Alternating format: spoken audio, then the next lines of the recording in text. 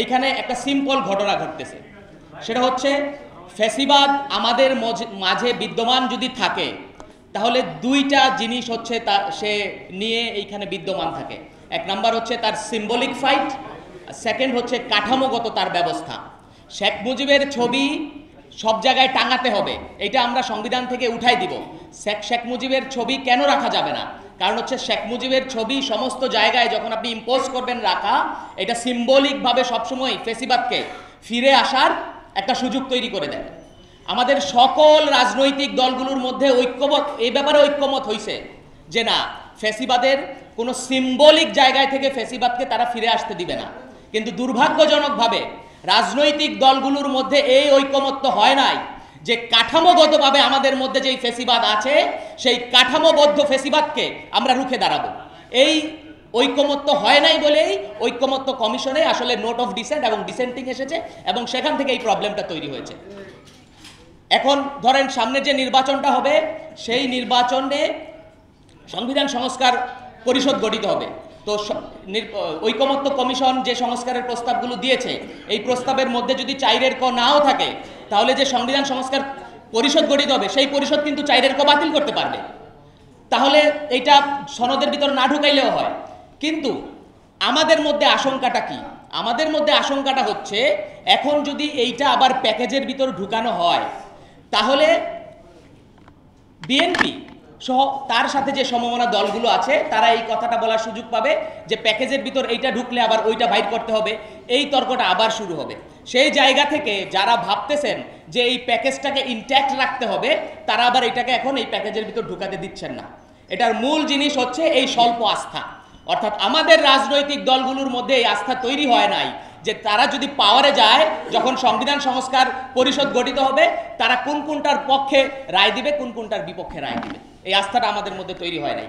তার কারণ হচ্ছে সিম্বলিক জায়গা থেকে আমরা ফ্যাসিবাদকে সবাই রুখে দাঁড়াবো, কিন্তু কাঠামোবদ্ধভাবে যেই জায়গায় ফ্যাসিবাদ ফিরে আসার সুযোগ আছে এবং বাংলাদেশের মানুষের অধিকার হরণ করার সুযোগ আছে সেই জায়গায় যে আমাদের সংস্কার দরকার এবং সেই সংস্কারগুলো যারা নির্বাচিত হয়ে আসবেন তারা করতে পারবেন, সেই রাজনৈতিক প্রতিনিধিদের প্রতিও আমাদের আস্থা তৈরি হয় নাই, যার কারণে এই সংকটের মূলটা তৈরি হয়েছে।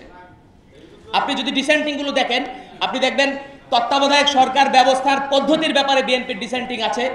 সকল সাংবিধানিক কমিশন যেগুলো আছে, জাতীয় কর্ম কমিশন, হিসাব নিরীক্ষা, দুদক, সমস্ত কিছুর গঠন প্রণালীর ব্যাপারে বিএনপির ডিসেন্টিং আছে।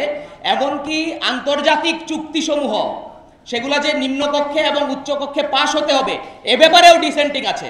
এবং নির্বাচনের সময় নির্বাচনকালীন প্রার্থীর আয় ব্যয় এবং দলের আয় ব্যয় পাবলিক থাকবে এ ব্যাপারেও বিএনপির ডিসেন্টিং আছে। তার মানে হচ্ছে বিএনপি সিম্বলিক জায়গা থেকে ফ্যাসিবাদকে রুখে দাঁড়াইতে চায় এবং এইখানে হয়তো সে অগ্রসেনানী ভূমিকা পালন করবে, কিন্তু কাঠামোগতভাবে আমাদের মধ্যে ফ্যাসিবাদ ফিরে আসার যেই সুযোগগুলো আছে সেই সুযোগগুলো বন্ধ করার ব্যাপারে এই আস্থা আমাদের মধ্যে তৈরি হয় নাই যে বিএনপি এই জায়গাগুলো বন্ধ করবে। যার কারণে আমরা চাচ্ছি ডিসেন্টিং সহ পুশ করতে, যে জনগণ রায় দিবে ডিসেন্টিং সহই, যে এই ডিসেন্টিং আর কাজ করবে না। কিন্তু বিএনপি একটি লজিক্যাল আর্গুমেন্টও দাঁড় করাইছে। তার কথা হচ্ছে সংবিধান সংস্কার আপনার যেহেতু অধিবেশন বা সংস্কার আপনার এটাকে কি বলে পরিষদ যেহেতু গঠিতই হচ্ছে, তাহলে সেই পরিষদে সিদ্ধান্ত নিলে সমস্যা কি? সমস্যা হচ্ছে ওইটাই যে যারা সংস্কার করবে না বলে আমরা আশঙ্কা করতেছি তারা জনগণের রায় নিয়ে জনগণের কাছে ভোটে নির্বাচিত হওয়ার ব্যাপারে বেশি কনফিডেন্ট।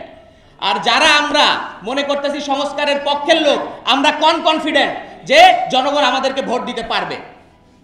যদি আমরা এই কনফিডেন্সটা আজকে অর্জন করতে পারতাম তাহলে ডিসেন্টিং কোনো ম্যাটার করতো না। ঠিক আছে, যেগুলো ঐক্যমত হয়ে গেছে সেগুলোই তুমি ভোট দাও, তারপর জনগণের রায় নিয়ে পার্লামেন্টে গিয়ে যখন সংবিধান সংস্কার পরিষদ গঠিত হবে সেই পরিষদে আমরা সংখ্যাগরিষ্ঠ থাকবো এবং সেই ভিত্তিতে আমরা এটা পাশ করব। এই কনফিডেন্সটা আমাদের মধ্যে নাই। আজকে এই কনফিডেন্সটা আমাদের মধ্যে নাই কেন? তার কারণ হচ্ছে 5ই আগস্টের গণ অভ্যুত্থানের পরে সকল রাজনৈতিক দলগুলোর মধ্যে এই ঐক্যমত তৈরি হয় নাই। জনগণের যে আকাঙ্ক্ষা ছিল যে একটি নতুন বাংলাদেশ তৈরি হবে, সেই নতুন বাংলাদেশের নেতৃত্ব দিবে তরুণরা, যেই তরুণদের বাংলাদেশের মানুষ ভেবেছিল যে তারা হয়তো এই রাষ্ট্র ক্ষমতার প্রতি মোহ, সম্পত্তির প্রতি মোহ এবং অন্যান্য মোহ থেকে মুক্ত থেকে একটি নতুন নেতৃত্ব মানুষকে উপহার দিবে।